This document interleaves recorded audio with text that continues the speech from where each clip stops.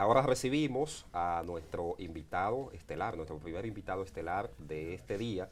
Él es el ex juez, el doctor, destacado jurista Juan Miguel Castillo Pantaleón, historiador, por demás, un conocedor al dedillo de la historia dominicana, de los temas fronterizos, los temas haitianos y los temas migratorios. Bienvenidos a una nueva mañana. Pero no me di historiador, que eso significaría usurpar una calidad profesional. La máxima ¿Y le dio qué lo centro, hace historiador a No, uno? no, Porque el que sabe de historia es historiador. No, pero uno puede estudiar historia como un diletante, ¿verdad? Pero eso sería casi una desconsideración con gente que ha hecho del cultivo, del estudio de la historia, una profesión y una carrera de vida. Doctor. Gente como Roberto Casajo, Claro. esa gente que estudió eso. Además, doctor, que en estos tiempos no se puede estar diciendo que uno tiene un título que no lo tiene, ¿verdad? No, claro. No, pero además nunca me ha gustado presumir de lo que no manejo. Porque Usted le dice, habla con Colombia, que fue ella que me puso eso. Sí, no. Mi profesión, como ustedes saben, es la de abogado, con algún nivel de especialización doctoral, pero en un área, ¿sabe que los especialistas somos personas que saben cada vez más de cada vez menos?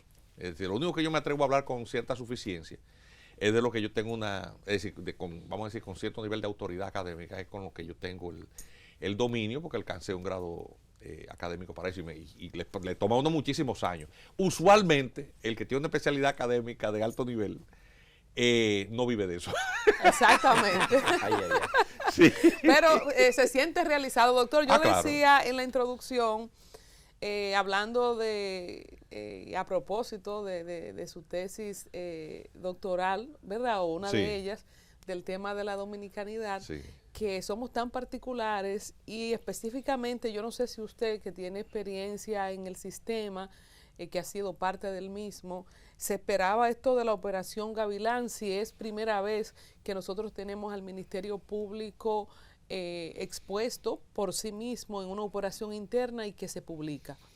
No, mira, de ahí voy a hablar del ámbito de la experiencia profesional, porque alguna vez serví el sistema de justicia durante muchos años y además porque como profesional me ganó la vida en los tribunales. El tema de las fichas, que es como le llaman, a los registros públicos de los antecedentes criminales, pues en los últimos 20 y tantos años ha mutado el manejo y control de esa información.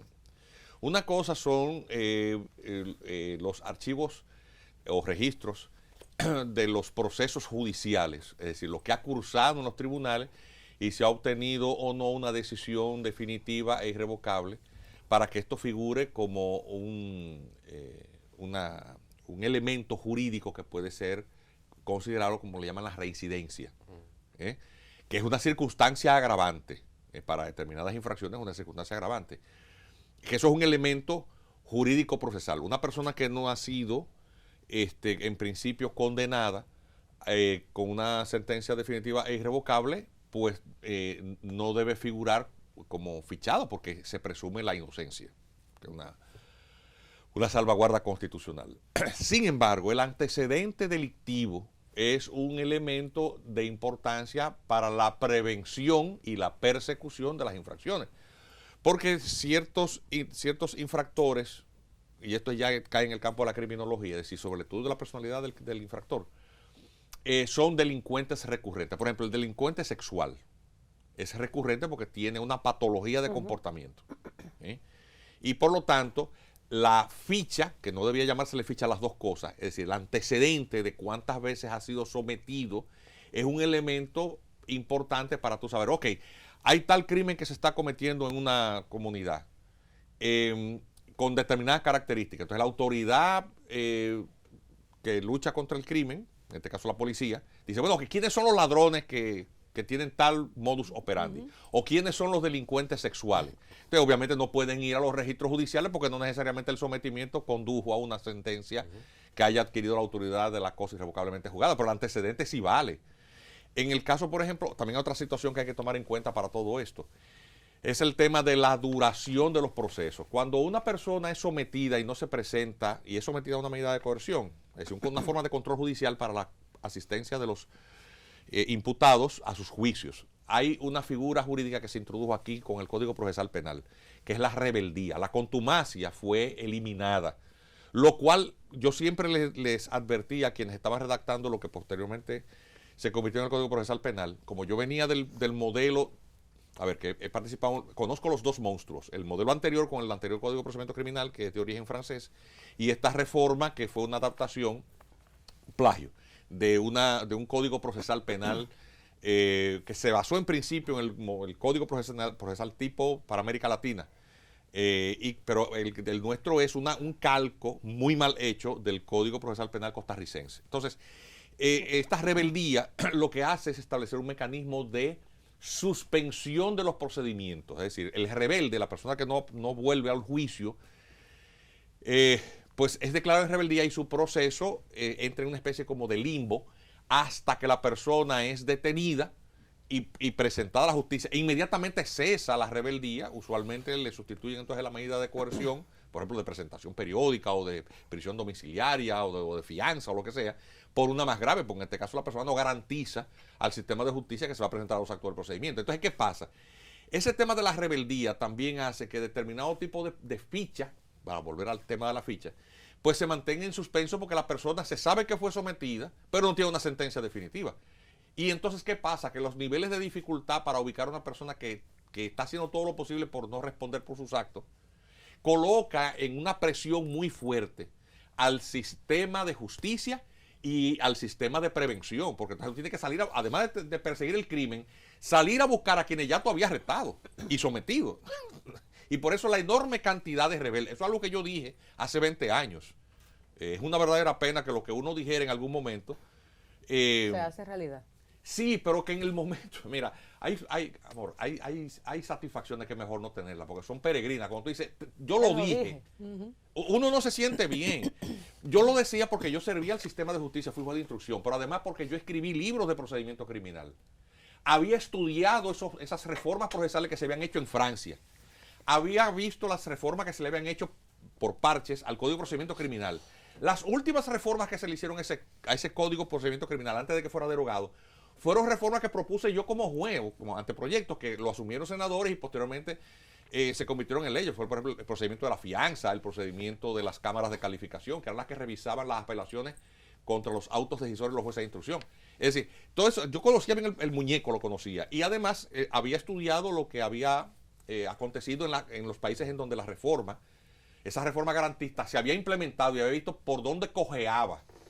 Entonces, obviamente, no hagan esto porque esto va a producir aumento de presos preventivos, concentración de la persecución en manos de un ministerio público que es un ente, también con falencia porque está compuesto por seres humanos. Miren el escándalo que hay ahora. ¿Quién maneja el sistema de la ficha? ¿La policía o el Antes Ministerio estaba Público? la policía, solamente había un monopolio, lo que generaba otras distorsiones con el tema de la corrupción. Es decir, antes eran coroneles y generales. Que también te ponían ficha que tú no tenías en la policía antes. Y eso obedecía a otro esquema también más anterior, cuando la policía era un ente fundamentalmente represivo al servicio de un régimen tiránico. Porque nosotros hemos heredado un sistema policial que tiene una herencia trujillista y que fue diseñado no tanto para perseguir el crimen, sino para perseguir los opositores al régimen. Sí. Y esa forma incluso de estructuras militares también es una distorsión que le ha tomado un siglo al país y todavía no superamos. O sea, es una cantidad de cosas que requieren que para enderezar un poco todas estas distorsiones en el Ministerio Público, la policía y el sistema de justicia en general, tú necesitas una reforma integral, pero no sesgada por un prejuicio, porque como tú dices,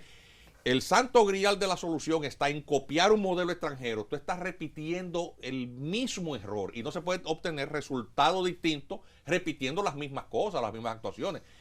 Este modelo hay de nuevo que repensarlo, pero en base a la experiencia nuestra, no en agarrar otro modelo de otro país y trasplantarlo aquí. Ahora mismo el Ministerio Público está envuelto en un cuestionamiento. El sistema de justicia está en un cuestionamiento. La policía no sale de un lío.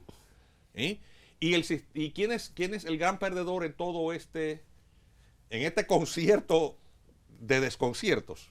Pues la ciudadanía, porque los índices o de delincuencia o de percepción de ella son altísimos. O sea, doctor, cuando hablamos de la Jota, este supuesto narcotraficante que habría estado amenazando a la magistrada, se dice que él es uno de los beneficiados, entre otros, de esta delete, de este borrado, ¿verdad?, de antecedentes. Sí.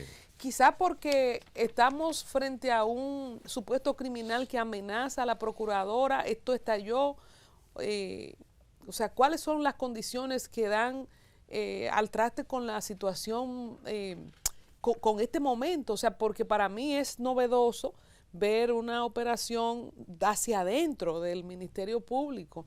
No sé si en su experiencia usted la ha visto anteriormente, pero me llama la atención de la cantidad de personas que tenían complicidad, que incluye fiscales y autoridades internas.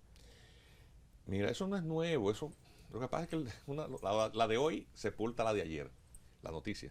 La información de ayer, la de la semana pasada, y así sucesivamente en una especie como de... Pero nunca se había hecho historia público, sin fin. doctor. Ahí es que quiere caer la máxima, Colombia Alcántara. Mira, Es la primera vez que se publica. Yo voy a presumir de mis canas. Esa operación interna. Voy a presumir de mis canas, y por la juventud de todos los que están en este set, quizás no conozcan o no recuerden este incidente. Hubo una ocasión en que hubo un fiscal en funciones, que prácticamente fue fusilado en un operativo de su arresto. ¿Ustedes no se acuerdan de eso? Sí. Sí, un fiscal de Puerto Plata. Sí. Que tenía una actuación delictiva, criminal, tal, que de la Procuraduría General de la República cogieron a arrestarlo. Y en el operativo de su arresto, este fiscal se batió a tiros en el operativo con un ayudante del Procurador General de la República de entonces. Fue suspendido y posteriormente reintegrado porque no tenía responsabilidad alguna. No sé si ustedes recuerdan ese incidente. Bueno, que no lo recuerdan porque ustedes son gente joven, pero eso pasó. ¿Cuánto hace de eso? Hace 20 años. Es decir, conductas impropias de parte del Ministerio Público. La tenemos desde hace 20 años. Es que desde siempre. ¿Por qué? Porque la naturaleza humana es una mezcla de luz y de oscuridad. Y entonces la designación de una persona en una posición persecutoria no necesariamente obedece a criterios en su selección de análisis de su historial, de su comportamiento. Y entonces a ese tipo de posiciones que dan cierto nivel de impunidad, cierto nivel de poder, lo cierto es que también cierto tipo de personalidad psicopática, pues claro, porque obviamente tú encuentras el mejor escenario ahí para darle rienda a todo lo que son tus vicios de personalidad. Entonces, eso no es verdad que cuando una gente la nombran juez, la nombran fiscal, inmediatamente se santificó. No. Igual también te ordenaste de sacerdote, y eso no significa que tú seas un santo. Y por eso vemos tantas cosas en todas partes. Entonces, y además eso no es en República Dominicana, nada más, eso pasa en todas partes, nada más hay que ver cualquier película en la televisión o del cine, de la multiplicidad de historias que involucran fiscales, policías, en todas partes del mundo. Entonces, el sistema lo que tiene que buscar el mecanismo de perfeccionarse. Creo que todo el poder, cuando se concentra en pocas manos, incluso el de la propia fiscalización, da lugar a ese tipo de situaciones, porque tú no tienes mecanismos externos de tú auscultar si el comportamiento sistémico es apto. Entonces, ¿qué pasa? Un Ministerio Público, ¿por qué se está investigando eso? Porque amenazaron a la procuradora. Así es, así es. Doctor, el nivel de rigor que debemos tener, bueno, nosotros como ciudadanos, como vigilantes de lo que pasa en nuestro país, el nivel de rigor que se debe tener, sabemos que el sistema para elegir a los jueces es un asunto que tiene una complejidad que va más allá de lo que normalmente se hacen las cosas, sabemos que hay una influencia política que es inevitable, pero ¿cuál es el nivel de rigor que se debe tener en la hora de selección de la gente que tiene que tomar esas decisiones como lo que está pasando ahora? Mira, no hay sistema perfecto. Te voy a poner el caso. La judicatura se ha profesionalizado, entre comillas, con una Escuela Nacional de la Magistratura, entre comillas. El sistema de selección de los magistrados de las altas cortes, y estos a su vez en un sistema orgánico para la vertebración. En el caso del Consejo Nacional de la Magistratura es un cuerpo político, pero el Consejo Nacional de la Magistratura es un órgano interno.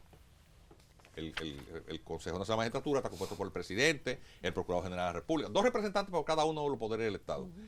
incluyendo la propia judicatura con el presidente de la Suprema y un juez que funciona como secretario. Pero es un órgano fundamentalmente político, porque de 8 miembros, pues 6 de ellos son políticos y los otros 2 son nombrados por los políticos. Entonces, sí, eso sustituyó el modelo anterior, que era el de los senadores, que los elegían a todos. Decía, no, el otro sistema era político. Y este este es peor porque es más concentrado. Con menor posibilidad de cambio, porque atención, de todos los poderes del Estado, el que es menos legítimo, ¿cuál es? El Poder Judicial. ¿Por qué? Porque todo poder público debe emanar ¿de quién? Del pueblo. ¿Cuál es el único funcionario con mucho poder por el cual la gente no vota? El juez. Claro. Es decir, el menos legítimo, eso no lo digo yo, eso lo dijo Roberto Gargarella, un filósofo del derecho argentino de apellido italiano, que es profesor en la Universidad de Barcelona. El carácter contramayoritario del Poder Judicial se llama el libro. Entonces, hay un defecto sistémico. Pero atención, los jueces tampoco pueden estar compitiendo en concursos de popularidad para que la gente vote por ellos. Porque a final de cuentas, si tú tienes un modelo en donde el juez es votado, tú tienes otra distorsión, que es que los partidos políticos harán que su membresía y sus simpatizantes voten por el candidato a juez que ellos auspician. Entonces tú tienes el mismo problema con una ropa distinta. No hay, lo que quiero decir, haciendo rapidísimo, porque estoy diciendo muchas cosas al mismo tiempo, no hay un sistema perfecto. El que nosotros tenemos ahora es un modelo que tiene graves deficiencias, porque entonces se le quitó a la Suprema Corte de Justicia, porque eso fue una distorsión que aconteció con el modelo constitucional que operó entre el año 1994 y el 2010. Y tú tenías a la cabeza de la Suprema Corte de Justicia concentrado toda la designación de los demás jueces. Y entonces eso convirtió la justicia, en una parte de ella, en una justicia corporativa. ¿Por qué? Porque la matriz de la designación de esa Suprema Corte de Justicia fue fundamentalmente empresarial. Eso es así. Y a las grandes oficinas de abogados, con las cuales estaba vinculado la cabeza del Poder Judicial, le nombraron sus jueces. O sea, aquí no se podían llevar pleitos en donde esas oficinas de abogados ganaban todos los pleitos. Porque esos antes le llevaban las sentencias hechas a los jueces para que las firmaran. Terminaron cogiendo a los empleados y nombrando a los jueces. Ese modelo lo cambiaron. Ok, vamos a hacer un consejo del Poder Judicial. Que los mismos jueces, entonces tú tienes ahora el corporativismo, porque entonces los jueces entre ellos se protegen. ¿Cuántas sentencias contra jueces corruptos disciplinarias se han dictado? Poquísimas. Al final de cuentas, ¿qué ha terminado pasando? Que el sistema no funciona. Y entonces el anatemizado, maldito, anatema significa maldición, el anatemizado modelo anterior de la justicia que nombraban los senadores resultó que puede exhibir menores cantidades de presos preventivos. Atención. Pero el índice de sentencias condenatorias en casos de corrupción más elevado que el comparado con el anterior, con la actual. Es decir, ¿cuántas sentencias reales y efectivas tenemos en materia de corrupción administrativa? Tenemos mucho sometimiento, pero sentencias estamos viendo muy pocas. Y cuando las hay no son pero satisfactorias. aquí se condenó un presidente de la República, un ministro de las Fuerzas Armadas.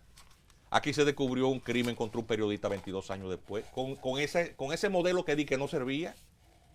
Y esta judicatura y este modelo, ¿puede exhibir ese tipo de cosas? No. Pero atención, a los jueces hay que pagarle mejor, se les paga mejor. Antes ganaban menos y entonces eran más responsables. Eso no significa que antes no hubiera tampoco unos jueces que debieron caer presos, que los había, pero los destituían inmediatamente.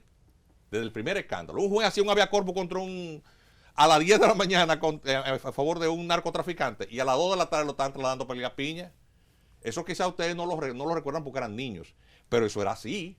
O sea, los jueces sabíamos en qué nos metíamos. Un escándalo, un titular del periódico El Nacional de las 2 de la tarde, en donde un juez en habeas corpus había soltado a un narcotraficante en un caso muy conocido.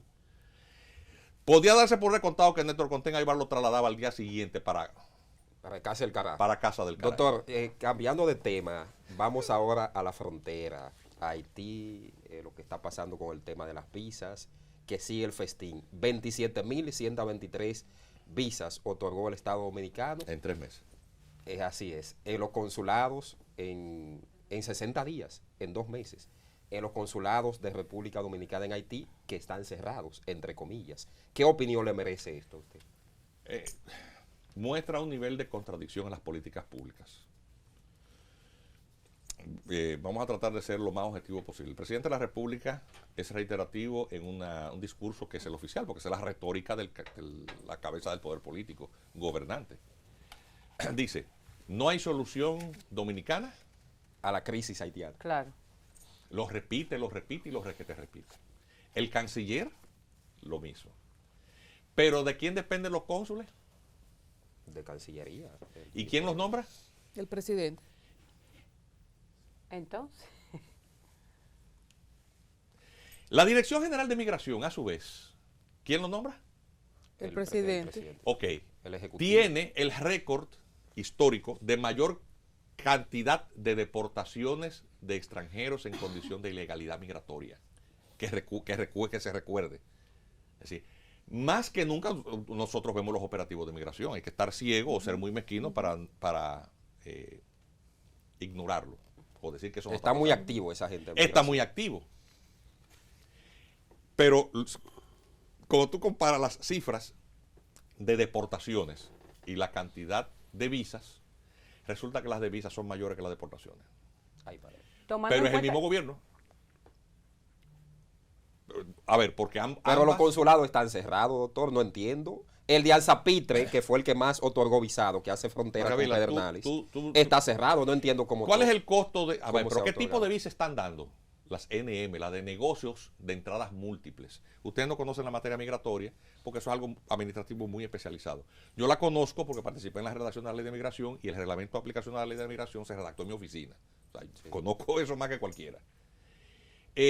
Hay diferentes categorías migratorias y de acuerdo a ello, pues, concesiones de visado. La ley de visado es un instrumento jurídico distinto al de la ley de migración, pero se articulan. De manera que el control migratorio del acceso, permanencia y salida la tiene migración, pero el de la concesión de las visas, que es el permiso que te da el Estado como extranjero para ingresar al territorio nacional, a menos que haya una dispensa por una ley especial, o la sustitución del visado, por ejemplo, por el de la tarjeta de turismo, que son leyes específicas y para fines muy específicos, los visados pues están a cargo de los cónsules en las legaciones consulares del Estado Dominicano en el extranjero. Entonces, esas visas tienen categorías distintas que se corresponden a las que están establecidas en la ley de migración. De manera que un visado de turismo no es igual a un visado de una persona que viene a hacer un trabajo, que es el de trabajo, que como son de trabajo, tienen un tiempo específico. Le llaman visado de trabajador temporero o temporal, que puede ser o individual o puede ser por contingente, dependiendo del modelo laboral para el que la persona va a venir y las necesidades del contratante, que es el empleador. El que es de negocios tiene una finalidad también específica. Quiero que sepan que aunque todo eso está en la ley, ustedes se van, y yo lo invito a todo el que está viendo este bello programa con tanta gente joven y buena moza y talentosa, a que se ponga en internet cuando termine y entre a las páginas de la Cancillería, que son dos, y busquen la información en servicios, en las pestañitas que se llaman servicios, sobre requisitos del trabajador temporero. ¿Sabes lo que dice la página del Ministerio de Relaciones Exteriores? ¿Qué dice? Que está en desuso. Ellos derogaron la ley. Ah, No me crean a mí. Vayan y verifiquen lo que estoy diciendo. Pero eso es grave, doctor. y esas Eso es dos grave, visas, ¿cuál le da más días? Lo que les no la de trabajador temporero termina con el contrato de trabajo, es por un tiempo específico, pero obliga al empleador a pagar los gastos de repatriación. Hay una corresponsabilidad, no solamente del trabajador, sino de su empleador, de garantizar el retorno. Hay que pagar una fianza, porque si hay que deportarlo, eso genera un costo para el Estado. Claro. Además, con el contrato de trabajo tú garantizas que esa persona no es una carga pública, porque además va a tener un visado que le permitirá cotizar para la seguridad social. Es un trabajador legal. ¿Y quiénes son esas empresas que están detrás de...? No, atención. ¿Qué es lo que estamos viendo? Un modelo en donde el propio Estado socava la legalidad. Cuando tú vas al Ministerio de Trabajo y tú buscas la página de la Dirección General de Migración, el tema de cómo se hace el procedimiento, ninguna de las dos instituciones dice en sus propias páginas ni hace lo que la ley y el reglamento manda. Entonces, ¿qué hace la Cancillería? Porque en esta distorsión, Manejo. en ese desorden, alguien se beneficia. Entonces, han sustituido la visa de trabajador temporal por el visado de negocio. ¿Cuánto se paga? Fíjense en la estadística que salió publicada, que indica Que es el propio qué MIREX. proporción hay De la de visa Cancillería de que lo turista Versus. visas de negocios de entradas múltiples, la NM. Prácticamente el 90% es visa NM. porque eso le permite a la persona entrar y salir cuando le dé la gana y además un tiempo de permanencia mayor. Pero además esa persona realmente no viene a hacer negocio, el haitiano no viene a hacer negocio, el negocio viene a trabajar. Por supuesto, es haciendo que el empleador se ahorre el costo de la seguridad social. Es decir, se fomenta una competencia desleal en los puestos de trabajo en perjuicio de quién? De los dominicanos. Se beneficia el empleador porque se ahorra el costo de la seguridad social. Pero además de eso, el resto de la población termina pagando los gastos de salud. ¿Cómo lo hacemos? Como lo hacemos a una población que viene, y atención, se está beneficiando con un verdadero tráfico, porque eso es tráfico de gente. Es un crimen. Esos cónsules debían estar presos todos o sometidos. Por tráfico, eso es tráfico. Cuando tú violas la ley, tú estás incurriendo en una ilegalidad. Y te vas a lucrar de eso. ¿Cuánto cuesta cada uno de esos permisos? De esa visa de negocio. Ajá. ¿Cuánto cuesta? Mira, entre lo que dice Cancillería que cobra, que dice 200, ellos no pagan 200, Mucho pagan más. mucho más de ahí. Vamos a Están hacer pagando cosas de hasta Vox 500 y Pop. 600 Pero dólares, vamos a hacer, según nuestros informes. pero por vamos, un dice visado. 500, ok, pero yo no quiero llegar al extremo. Vamos a partir, vamos a transarnos en la mitad. 300. Que pagan 300, multiplica 27,000 y pico de visa en 3 meses. Atención, ¿cuántos trimestres tiene el año? 4. Por 4. Y multiplica cada una de esas visas por 300 dólares. ¿Sabes Mi cuánto es eso? calculadora no soporta eso. ¿Tú sabes cuánto es doctor. eso? Ahí hay un negocio que está dejando al año 2,000 millones de pesos. Eso es corrupción pura y dura. Pero si los responsables... Y el gobierno no lo sabe. En serio. Tiene que venir un abogado, un ciudadano, porque eso es lo que yo soy, un simple abogado, con algún nivel de conocimiento. Pero yo lo que soy un ciudadano, a enterar a las autoridades de que hay un tráfico ilegal humano y una fuente de corrupción. Pero se dice que la política oficial es la de que no hay solución dominicana al problema haitiano. En serio. Y si los responsables son los cónsules, entonces, ¿quién es que también se está beneficiando que no toma acción contra esos cónsules? Que son los que están aprobando esta visa de negocio. Es que eso mancha toda la gestión gubernamental.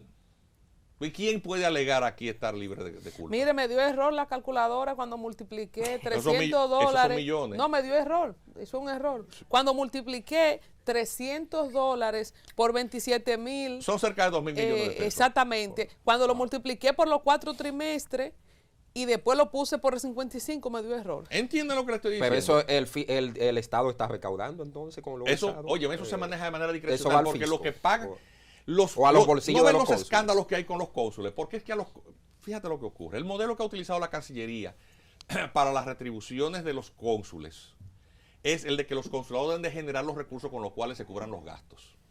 Eso tiene años así, esa distorsión. Entonces significa que eso es como tú entregarle un feudo a alguien. Te nombraron cónsul, tú vas a hacerte. Usted el comendador de esa. Sí. Mira, yo prefiero reírme y no Sí. ponerme a llorar, pero eso está para ponernos a llorar todos. Cuando mandaban los Entonces, comendadores. ¿a quién nombran como cónsul? La gente que ha hecho un trabajo político, es un premio, pero es corrupción pura y dura. Esa es la realidad.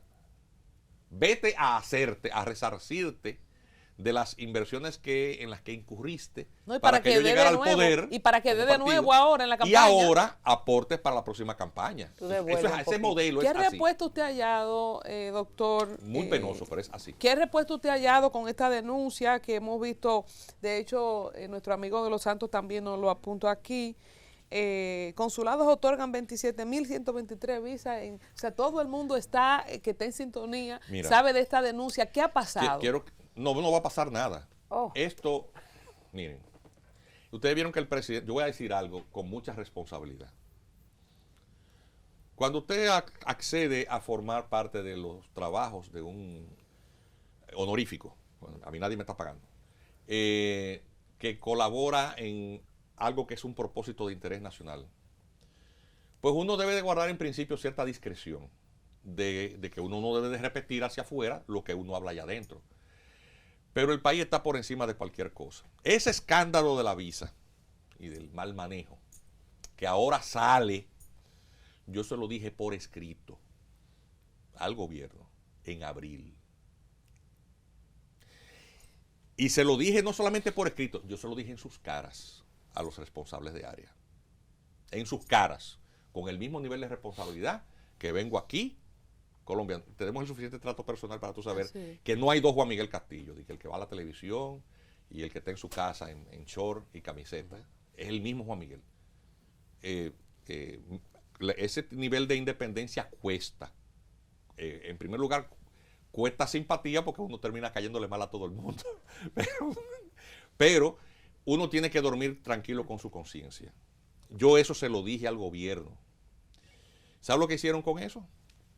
Lo tiraron en una gaveta. Y no hay yo no tengo ningún tipo de expectativa de que ese tipo de cosas se les busque solución. Porque sistémicamente así es que funciona. Es decir, ustedes se creen que todo ese dinero va para los cónsules. No, ellos reportan una parte de eso a la Cancillería para solventar los gastos. Pero el resto para los bolsillos ¿de quién va? ¿Quién audita eso? Señora, en este país no hay ni cámara de cuentas. En este país no hay ni siquiera una cámara de cuentas. Que la cabeza de la cámara de cuentas lo someten por una cosa gravísima y el Ministerio Público Independiente lo engaveta. Porque nosotros tenemos que estar claros en qué es el comportamiento promedio de quienes van a las funciones públicas y reflexionar sobre si hay expectativas de que eso cambie. La respuesta es desalentadora. Doctor. Porque es que eso no va a cambiar. La gente anda haciendo política por razones distintas a la de ir al Estado a servir. Y eso no va a cambiar. Quiero puntualizar algo. Estas 27,000 y pico de visas fue específicamente en 2 consulados. ¿O fue el total de todos los consulados en ese trimestre? Los 5 consulados. Los 5 consulados. El de Alzapitre fue el que entregó más. Alzapitre está vendió, eso no es entregar, vender. Entregar significa gratis. Dice. Fue vendido. O otorgó, dice Canciller. Vendió. Yo estoy con el doctor. Alzapitre, que es el sur de Haití. Entonces, quiero establecer esto. Vargavila, Yamel, Iván, audiencia, doctor Juan Miguel Castillo Pantaleón. Si estamos hablando de cerca de 30,000 visas en promedio en 3 meses por consulados, ¿cómo podríamos, y yo lo veo en las calles, yo lo veo en mi gimnasio, en los restaurantes, en los sitios donde yo, en las calles con muchos vehículos con placa haitiana, es una cantidad impresionante, todo lo que yo veo en Bellavista, por ejemplo, donde yo vivo conduciendo, podríamos presumir un número promedio de ciudadanos haitianos en territorio dominicano reciente, o sea, no solamente lo que hemos tenido de hace años, a propósito de la cantidad de visados, sin contar los que entran sin visa, porque yo creo que son los que entran sin visa también por las fronteras. Estaríamos hablando, según lo que usted podría quizá proyectar, de qué cantidad de ciudadanos haitianos. Cualquier cantidad. Wow. Tú puedes maximizarle y decir, aquí hay 2 millones de haitianos. Tiene el director de migración diciendo que no llegan a 600. Pero será en San Juan nada más. El del Instituto Nacional de Migración. Pero será en San Juan nada más que 600. Pero ellos hicieron una encuesta nacional de migrantes. Ustedes no se recuerdan de eso. El señor Lozano. ¿Y dónde lo encontraron a los haitianos? La encuesta. ¿Ustedes no se recuerdan de eso? O sea, son cosas que dan pena. Pero atención, el Consejo Nacional, esto es algo que se lo he dicho en su cara. En su cara. El Consejo Nacional de Migración, de acuerdo a la ley 28504, es el órgano que traza la política migratoria del Estado. Y yo le he solicitado por escrito, de acuerdo a la ley del libre acceso a la información pública, copia de las actas de las resoluciones que este Consejo Nacional de Migración ha tomado. ¿Sabe cuántas me han entregado? Dígame una cifra. 10. Menos. Vale. Bájale, vamos. 5. Menos. 3. Menos. 1. 0. Esta era mi apuesta. Esto es verídico.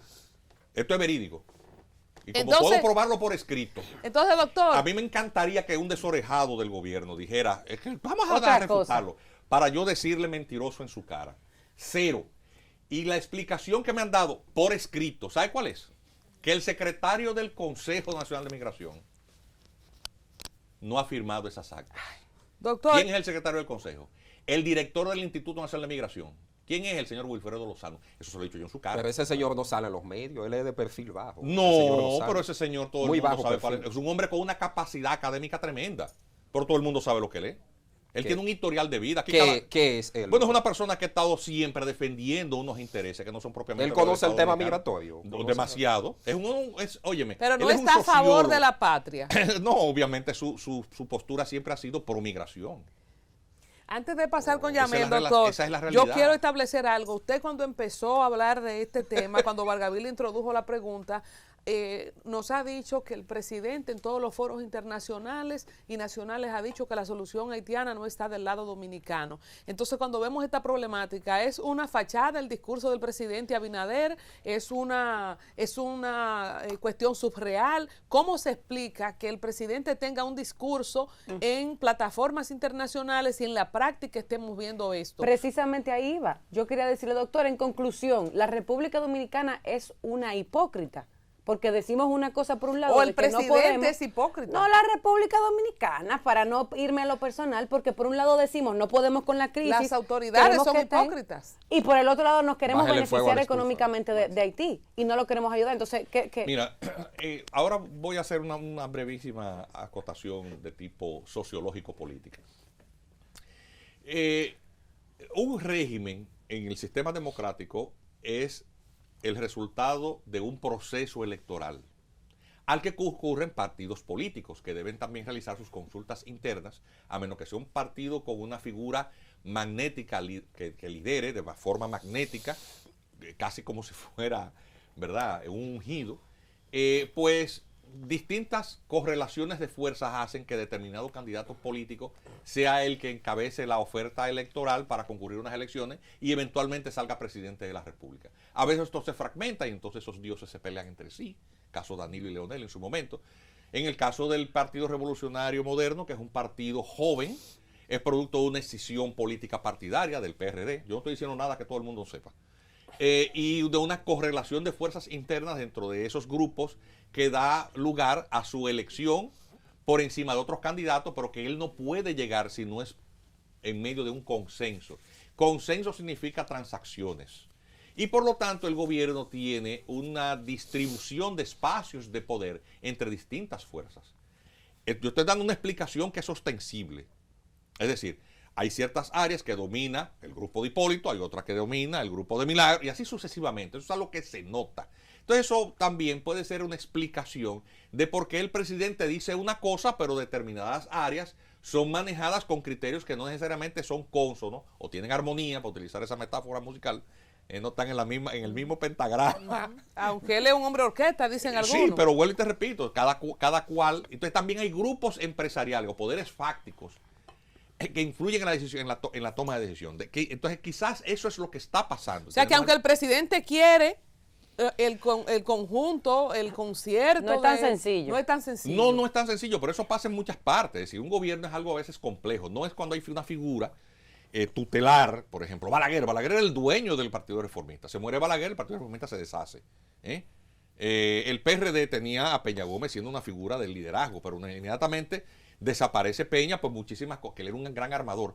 También hace que se fragmente. Entonces, ese tipo de cosas hace que el Estado Dominicano, además de sus debilidades, se le agregue estas debilidades de tipo político. Y los presidentes, una vez elegidos, no entiendan su rol histórico como estadistas y entiendan que al final de cuentas quien termina pagando los platos rotos es él. Entonces el presidente dice cosas muy bonitas que uno simpatiza por ellas, pero en la práctica la sinceridad o honestidad de lo que él dice tiene esos elementos de cuestionamiento. Ven acá, pero ¿cómo es posible que si tú dices una cosa, tú por decreto tienes nombrado a un funcionario que se lucra con las visas, que no cumple su función en determinada posición que es estratégica para la definición de la política migratoria? Tú tienes un ministro de Trabajo que está más empeñado y un modelo de seguridad social. Ustedes sabían, por ejemplo, que los trabajadores temporeros están exentos de la presentación de la planilla para hacer las retenciones correspondientes y no pagan seguridad social. ¿Ustedes sabían eso? La pagamos nosotros. La pagan los demás. Doctor. Ese modelo está institucionalizado y el Estado no lo cambia. Y uno se le pela la garganta diciendo, señor, pero eso hay que quitarlo. Se hace un pacto, sí, magnífico, y a uno lo convocan y uno va feliz de la vida y dice, miren, aquí hay que arreglar esto y aquello, y eso lo agarran y lo meten en una gaveta. Doctor, entonces, Colombia hablaba de que aquí carecemos de estadísticas para medir cuántos inmigrantes tenemos, haitianos y quizá de otras nacionalidades. El gobierno ha anunciado finalmente ya que va a dar a conocer los resultados del 10º Censo Nacional de Población y Vivienda. Los próximos días, ya el día 10, me parece que es, el vocero lo vimos de la presidencia diciendo que iba a conocer los resultados. ¿Usted confía en que ese censo pueda arrojar luz de que ahí se va a dar a conocer cuántos inmigrantes tenemos, cuántos haitianos y así sucesivamente. ¿Cuáles son las expectativas que ustedes tienen en torno a estos resultados del censo? No, tampoco tienen unas expectativas de confianza, señores, pero ni siquiera los encuestadores le pagaron. Ay, Dios mío. Pero, o sea, que es que no lo estoy diciendo, que no es que uno quiera cargarle el dado al gobierno, porque yo no tengo interés político en esto. Yo vivo de mi profesión, yo no tengo que ver nada con política. En esto no tengo hachas que afilar. Pero la población tiene unos niveles de desconfianza en la objetividad de estas cosas. O sea, todos vimos el escándalo que se armó alrededor de esto. Del proceso de levantamiento de datos, que se hizo con tablets. Es decir, con un artefacto tecnológico de última generación. ¿Qué se supone? Que se supone que tú sencillamente tenías que alimentar con estos datos y un software. Estaba en condiciones de brindar esos resultados a más tardar un par de días después. Entonces dice el vocero del Palacio, en tan solo 9 meses, la Oficina Nacional de... Pero mejor los hubieran contado con Abaco. ¿Tú sabes con Abaco? Sí, acá. Con Abaco a lo mejor íbamos a tener resultados más fáciles, notables. Doctor, antes de dejarlo ir, hay gente que cree que es nuevo, hay gente que sabe que no lo es, el tema de la inscripción sin acta de nacimiento a propósito de la cantidad de haitianos presentes en territorio dominicano con visa de negocio o sin visa, o que cruzan o que se devuelven. ¿Cómo es este tema de educación que ha sido un poco escandaloso en los últimos días y que usted nos decía fuera de cámara que esto no es nuevo? No, porque la primera resolución que se dictó para admitir sin actas de nacimiento a niños se dictó en el periodo gubernamental en el cual la distinguida Milagros Ortiz Bosch era ministra de Educación. ¿Ustedes recuerdan eso? Sí. Eso fue en el periodo 2000-2004. Obviamente, y como en todo, el camino del infierno está empedrado ¿de qué? De buenas intenciones. Así es. Hay un derecho fundamental a la educación y el Estado debe de proveer las condiciones para que se pueda acceder a ella. Eso no significa que el Estado tenga la obligación de inscribir a todo muchacho y garantizarle un cupo, sino de poner a disposición dentro de sus posibilidades el acceso a ella. Eso es lo que garantiza el Estado, el derecho de acceso a la educación pública gratuita. Y todos los niños, no importando su condición de nacionalidad, ni de ninguna otra condición, ni económica, ni nada, tiene derecho al acceso a ella. Si usted no quiere ir al sistema que le ofrece gratuitamente el Estado, usted se va al área privada. No hay un derecho a la educación privada, es a la pública, a la que el Estado debe en todo momento proveer. Bien, resulta que este es un país subdesarrollado y con un límite presupuestario impuesto por esa camisa de fuerza por la pobreza. Aún así, el Estado dominicano hace un sacrificio enorme y dedica el 4% del PIB todos los años a esto. Fue ocasión de una rapiña porque la clase política convirtió el Ministerio de Educación en una inmobiliaria. Yo no estoy diciendo nada que no se sepa. Con OISOE incluida, convirtiendo en negocio la construcción de escuelas. Hacen falta no sé cuántas aulas. Entonces, ocasión de que unos ministros se hicieran multimillonarios. Más de uno se aspiró a ser presidente. Todos. Más de uno, no todos, pero más de uno aspiró a presidente después porque se hicieron multimillonarios. Toditos salieron con Y las proyectos. mafias de ingenieros, hubo ingenieros hasta que se pegaron un tiro porque entonces después no le pagaban porque hasta con el dinero de los ingenieros se quedaban. Eso fue un desastre. Haciendo escuelas en lugares en donde ni siquiera el terreno tenía titulación a nombre del Estado ni le habían pagado a los propietarios la declaratoria de utilidad pública. El desastre que todos conocemos. De todas maneras, el Estado dominicano le paga una parte importante de sus recursos públicos a la construcción de escuelas. Pero entonces el sistema garantiza libros, uniformes y tablets. Cada uno de ellos también dentro de su campo de rapiña, de contratación, porque eso da para todo. Eso da para todo, como dice la bachata. Eso da Así para mismo. todo. Marino Castellano, un saludo. Sí, Eso no se rompe. Entonces, ¿qué resulta? Que el Estado dominicano debe garantizar el derecho a la educación, inclusive a los hijos de migrantes, pero eso no da para todo. Entonces eso significa que alguien se queda, la sábana no alcanza para ropa para todo el mundo, alguien se queda con los pies afuera y la mayoría de las veces, a veces son dominicanos. Pasa con la salud también. Pero eso ha sido tan mal administrado históricamente que República Dominicana, cuando es evaluada, las evaluaciones de PISA, demuestra que República Dominicana es el país que saca las peores notas y el nivel de lectoescritura de los muchachos de primaria no pasa un tercer curso y el de los bachilleres de un sexto. Y eso yo lo vi incluso en la educación privada, porque yo fui profesor 20 años en la universidad, y cada vez los bachilleres salían sabiendo, incluyendo los colegios privados, cada vez más brutos. Dios mío. Estudiando para bruto. Esa es la verdad. Y después que estos aparatos se inventaron, entonces ahora la sustitución de la lectura por las distracciones propias de las plataformas digitales ha convertido principalmente en los entornos urbanos y suburbanos en una generación perdida, en donde la máxima aspiración de una parte importante, de una parte considerable de la juventud, no toda, pero una parte importante, no alcanza a verse a sí mismo en el contexto del rol social que cada individuo juegue en su sociedad como un agente de cambio. Entonces todo el mundo quiere ser, el que no da para nada se quiere meter a influencer, a youtuber y a no sé qué cosa. O idiotencers. Y a cantante urbano. Idiotencers también. Sí, entonces eso está generando otras distorsiones. Todo esto, ¿qué significa? Esta gran reflexión. Que tú tienes el Ministerio de Educación ahora diciéndole, bueno, vamos otra vez a reiterar este tema de entren todos, porque todo el mundo tiene derecho a la educación, pero ese modelo, a final de cuentas, no está garantizando ni calidad de educación, ni progreso social, porque tú lo que tienes es muchísimas distorsiones y una marginalidad cada vez más creciente. Atención. Y lo peor de todo es que el sistema político se está vertebrando alrededor del producto final que genera ese modelo. Entonces tú tienes a los políticos queriéndose entrevistar en las plataformas digitales, en donde buscando views. Claro, porque entienden que el like, o el hacer view, o los followers sustituyen el contenido. Entonces tú tienes un sistema endogámico, porque tú tienes entonces recirculando lo mismo. O andámico, que se puso muy de moda. Sí, el adámico. Entonces, eso es lo que está pasando.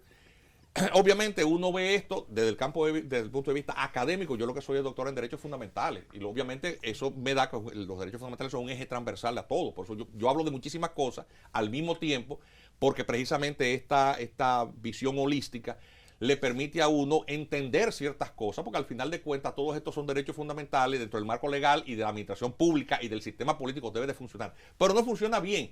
Uno lo dice, uno lo advierte, pero no deja de ser simplemente, o es tomado. Doctor, se nos acaba el tiempo. Un dato más. Ahí está Pantaleón diciendo tal cosa. Se nos acaba el tiempo. Hay una comisión de la ONU en la frontera que no quisieron hablar con la prensa ni con nadie. Recordemos que Kenia... En 30 segundos, porque ya... 30 segundos. El Consejo de Seguridad de la ONU sesionó el 6 de julio pasado. Quedó sin decisión, pero Rusia y China se opusieron a la intervención de una fuerza multinacional. Una especie de nueva versión de intervención parecida a la MINUSTAH.